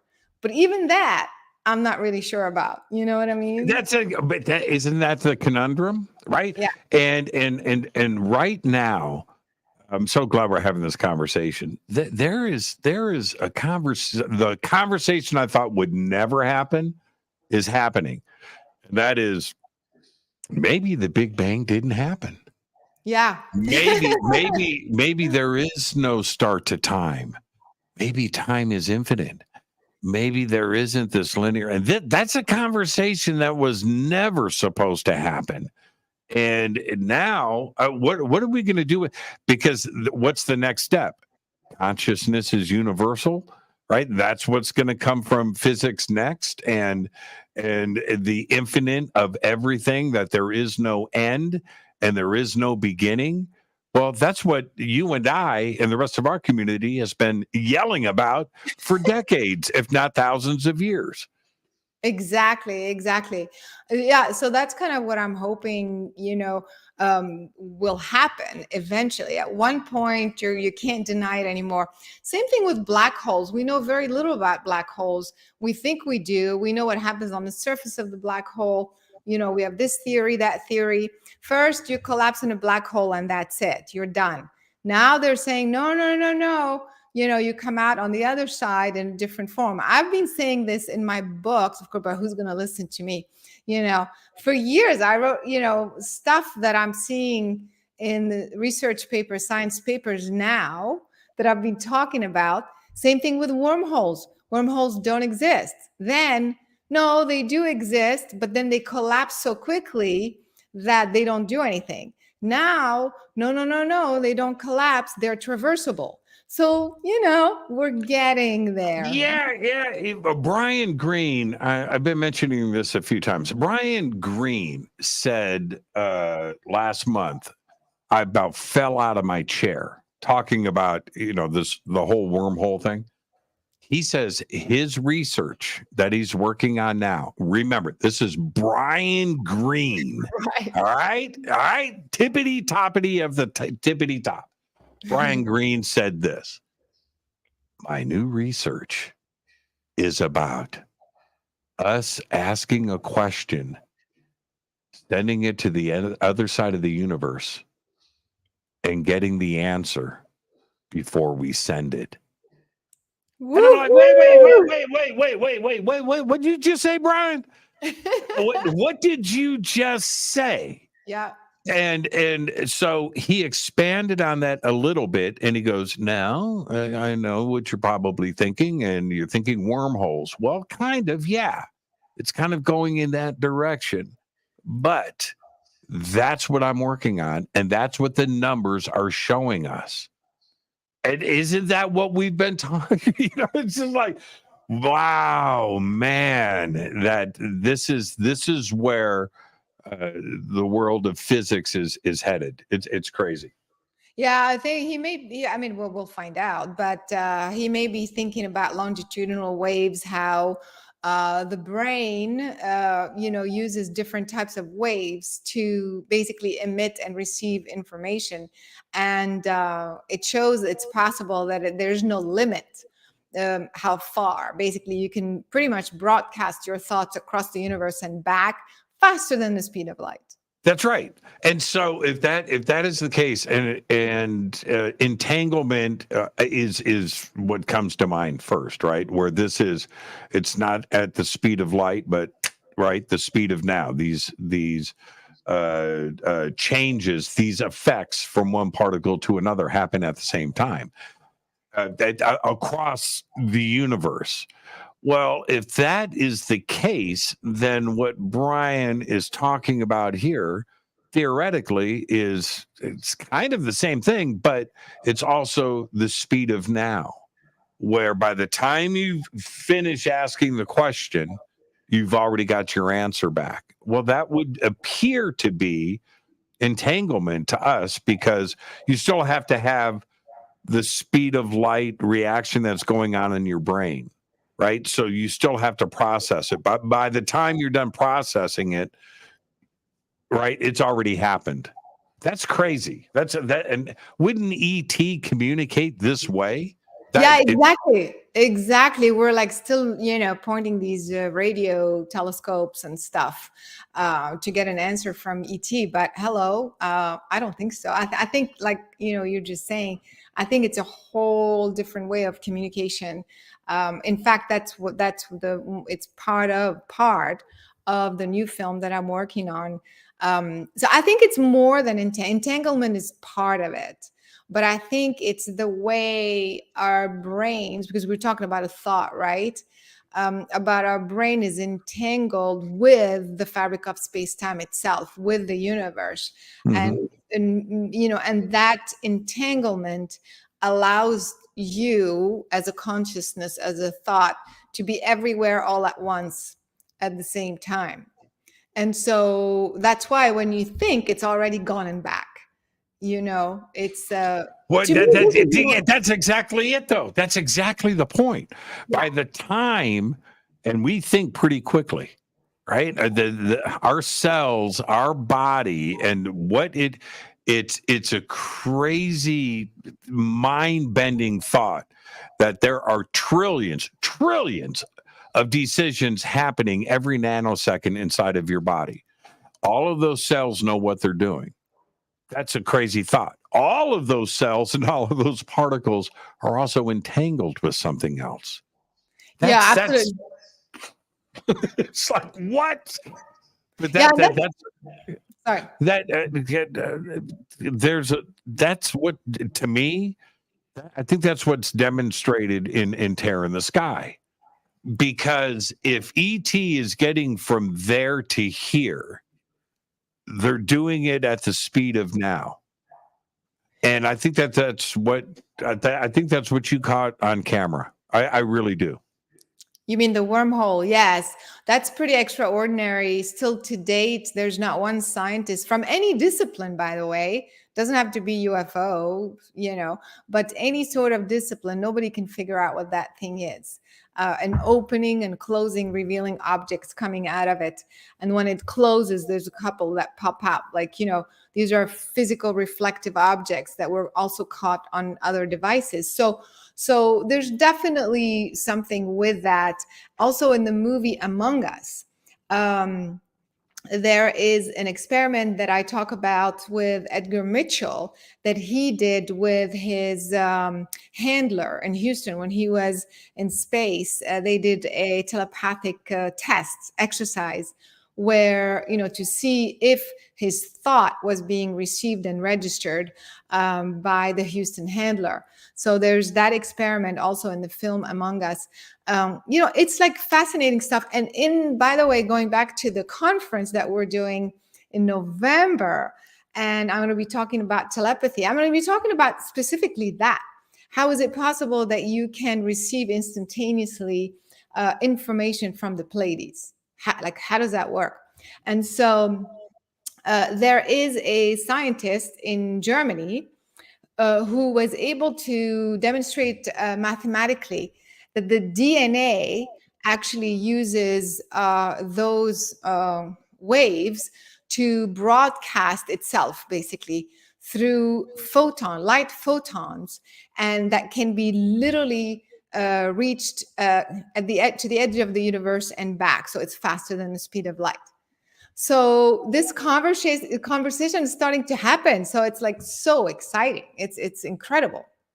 What do we do with that if we start to accept and understand as a species, not just the scientific community, but what do we do as a species to look back at ourselves and understand that how many times in the past where we've heard, the voices in my head, or I'm hearing things, or Joan of Arc, or angels in the wherever this has been part of mythology and religion and folklore and pop culture, that it actually becomes a piece of our reality, and everything opens up. How do we deal with that?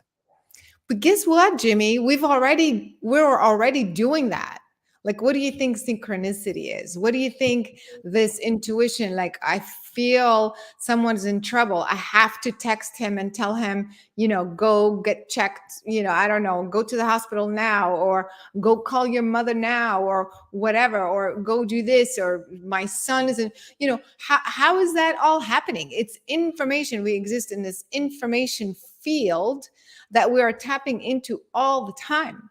So we are already operating that way. We just don't know it. But that's half of the world. I'm talking about the other half that thinks that all of this is just made up.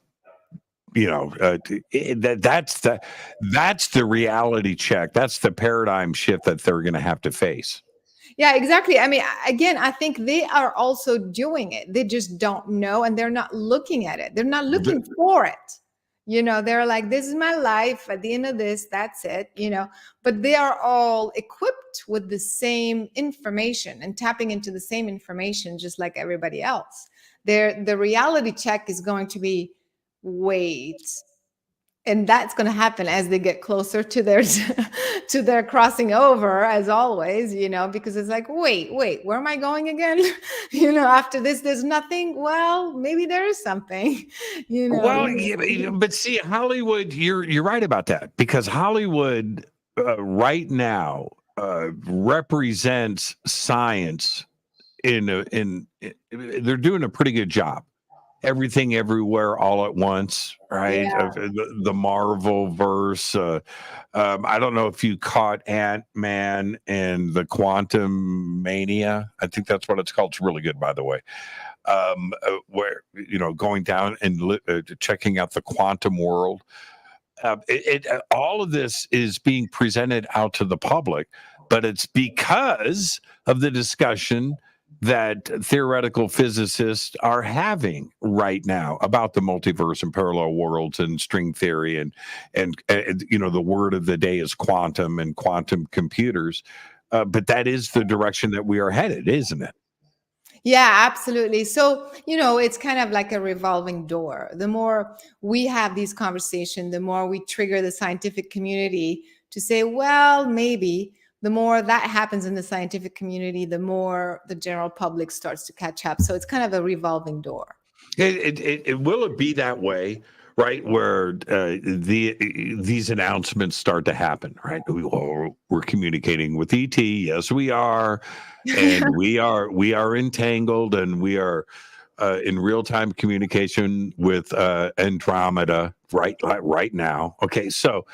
That happened, but the public steps back and goes, "Yeah, no, of course. I saw everything, everywhere, all at once. I understand the multiverse, right?" And that's it. When you look at films like Among Us and Superhuman, and certainly A Tear in the Sky, this is I can almost hear it. Yeah, I saw the experiment in Among Us. I saw it in Superhuman. I've already seen this. Physics is just now catching up to what we already knew.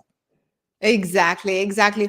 And really, Jimmy, that's the reason why I do what I do.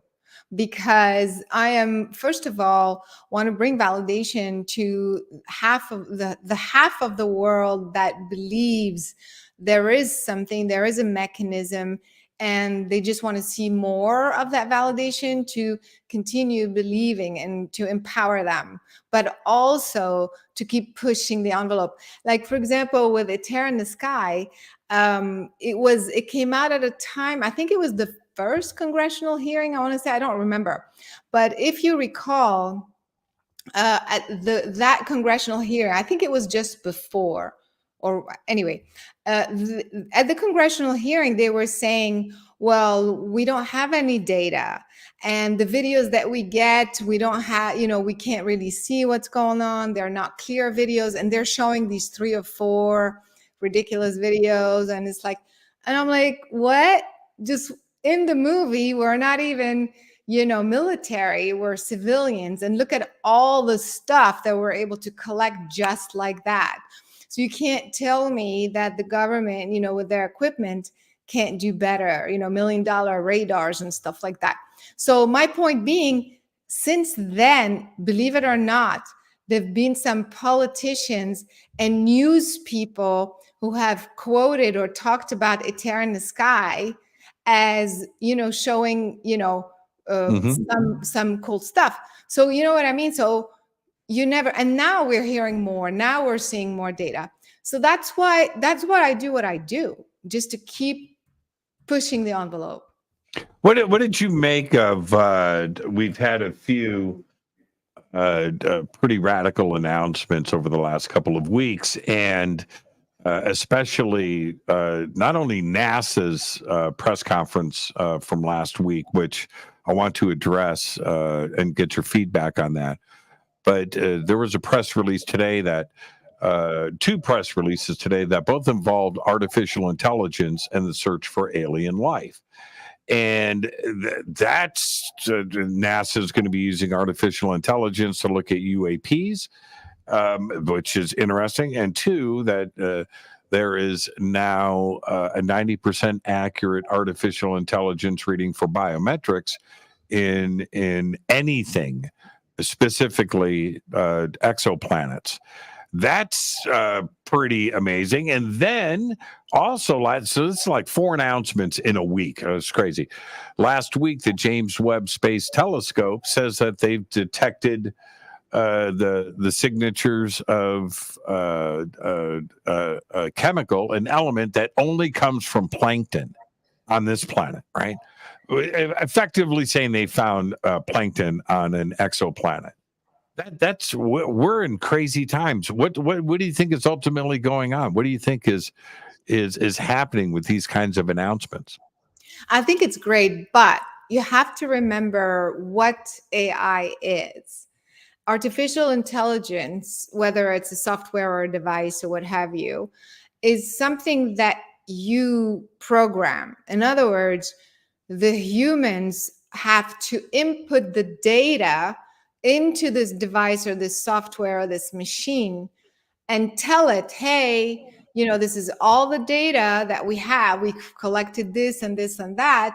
Now you go find a UAP, or now you go find this and that. Does that make sense? So the AI is not going to be able to find something outside these parameters on its own, unless the human consciousness knows what that other thing is. Does that make sense? So AI, even as fascinating and as sophisticated as it might be, it's still programmable by a finite mind. That's the reason why the UAPs that are biological, for example, or the UAPs that have a technology that can go back and forth, materialize, dematerialize, you know what I mean? Stuff like that, outside the finite. How are you going to be able to achieve that, recognize that? You don't have a database for that. Well, when you see that specific scene in A Tear in the Sky, and I go back and I think of all of the different things that I have seen. And specifically, and I haven't talked about this in a long time, but I was with about 100 people. 100. We're out and in the desert, and above us appeared. Now, it didn't come in from it popped in and it only lasted for about 1 second. Right. It took up the whole sky. Okay, like that. It was a green Z. So a green orb, and it kind of sputtered, then lit up, does a backwards Zorro Z, and then flashes its high beams again and disappears. Now, something just came and went. That's what that if you want to talk about interdimension, you want to talk about the multiverse, you want to talk about a parallel world, you want to talk about the fabric of space being bent and torn and something appearing and disappearing. That's the best example, and I saw it with my own two eyes. But we have been seeing this for millennia. Right. Right. And we just don't it just appeared, man. So why isn't NASA, who's looking for alien life, why wouldn't be catching stuff? Why would they be catching stuff like that? Oh, they've been catching it. That's what I mean. That's what I mean. So that's why when they're talking about AI and doing all this, it's like, hello, it's in your records. In fact, wasn't there in one of the articles where they were saying they have hundreds and hundreds of documents or reports or data that they have to go through to see if in fact they had been catching things all along? I don't remember which article that was that I read. So my point being, if you were not looking for something specific, you could just point all the AI you want, all the technology you want, and you're still going to say, I'm not finding anything, because the data that you're inputting in your devices aren't the ones that are going to be catching. They're going to catch some stuff, don't get me wrong, just not in the context of what it could be. Yeah, and they have to know, they have to understand what they're looking for. Exactly. They have to understand that, because if they don't understand what they're looking for, this data blows past them. Exactly. And that's, we've been talking a lot about science tonight, but I caught something today. I want your comment on this. I read an article about this was in, I'm just going to say this. This is an official Catholic publication, right? About this debate that's going on at the Vatican right now about UFOs, UAPs, and aliens in contact. I thought, wow, okay, this is interesting. So I read the whole thing. But there was a comment in there from, one of the leaders of the Vatican. And that part doesn't matter. But anyway, he said this. He goes, angels, Jesus and the resurrection, UFOs, aliens, it's all the same thing. I was like, what am I reading this right? And that's like the Vatican's position on this now too as well.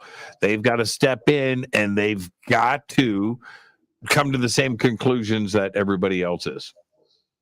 Yeah, I mean, they have to catch on, to the conversation, So, in fact, there was other comments said that came out before, like a few years ago, when I think they said they believe in extraterrestrial life, right? So, yeah, I think the conversation is getting more and more interesting. And you're going to have to join the debate. You can't be the one institution that's negating everything. It's kind of too late. And I think that's the juncture where we are right now, that, on a government level, we're talking about it, organizations such as NASA, you can't leave religion out of it, because that eventually they'll be the only ones, So in order to be relevant, you have to join the conversation. And I love it, because now there's no turning back, everybody's in it. I couldn't believe it. It's like your mind when you do what you do and do what I do. We all have hopes and dreams about how this story is going to end. Right? We do. That's why we do this, right? Yeah. We want a good ending to this movie. But it appears to actually be happening. Yes. And that's the part that I was always hopeful. I used to always say, Caroline, you remember this, that I have flowers hanging out of my pockets, right? I used to say that all the time, and I still do. But that's and when I used to say that, I would get so much, I don't want to say negative, but a lot of pushback that we're never going to get there. We're never going to get there. We're never, you know what? We are.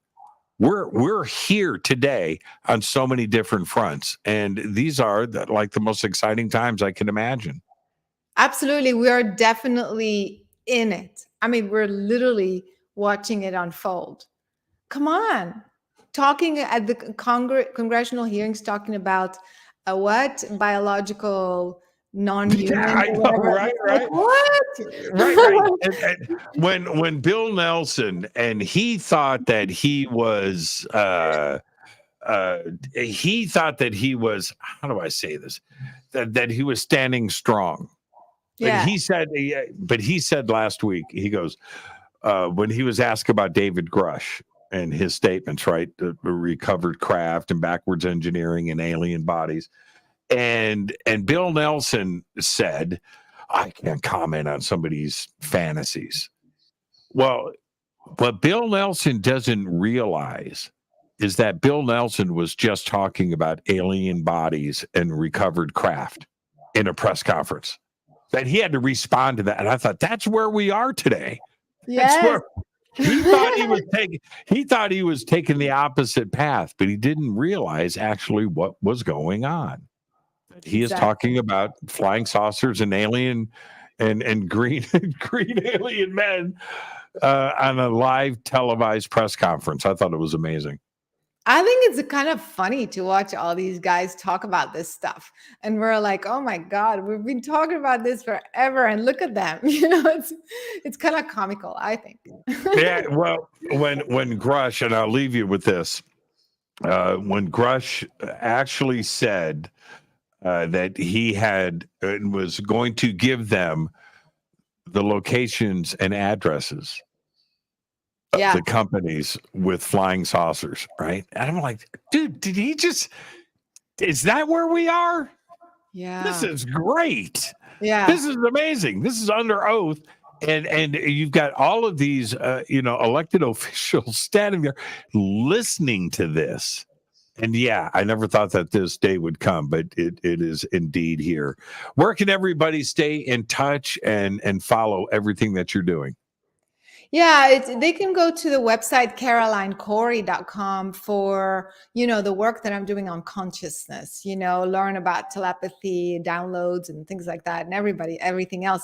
But for my movies, they can go to omniummedia.com. The website is right there. On the screen, omniummedia.com. And I am working on a couple very, very exciting films and TV shows as well. So stay tuned and stay in touch. Also social media. I'm like everywhere. Thank you so much, Caroline. And I'll see you shortly. It's going to be great. And we get to hang out for a week in Las Vegas. It's going to be amazing. So everybody, Stairway to the Stars, Caroline, we're going to not only show one of her films, we're going to do a Q&A, but she's also going to do a presentation, and you can come up and hang out, take pictures, and talk to Caroline Cory. So thank you so much, Caroline. Behave and be well. Thanks so much, love. Mwah. Bye, everybody. The absolute best right there. CarolineCory.com. And of course, OmniumMedia.com. And the links for everything are below and over on social media. And with that, I'm going to get out of here. That was a perfect night for me. Two of my favorite people in the world on with me tonight, Sarah Breskman Cosme and Caroline Cory. Perfect night for me. I want to remind everybody, tomorrow night, right here on Fade to Black, Randall Carlson the beard of knowledge. Fade to Black is produced by Hilton J. Palm, Renee Newman, and Michelle Freed. I got to thank Zenza Bill. I got to thank John Aside and everybody else that's helping out in the chat room. Webmaster is Drew the Geek. Music, Doug Aldrich. Intro, Spaceboy, spaceboymusic.com. Fade to Black is produced by KJCR for the Game Changer Network. This broadcast is owned and copyrighted 2023 by Fade to Black and the Game Changer Network, Inc. It cannot be rebroadcast, downloaded, copied, or used anywhere in the known universe without written permission from Fade to Black or the Game Changer Network. I'm your host, Jimmy Church. Until tomorrow night with Randall Carlson, I want you to be safe. Go Backley Tappy.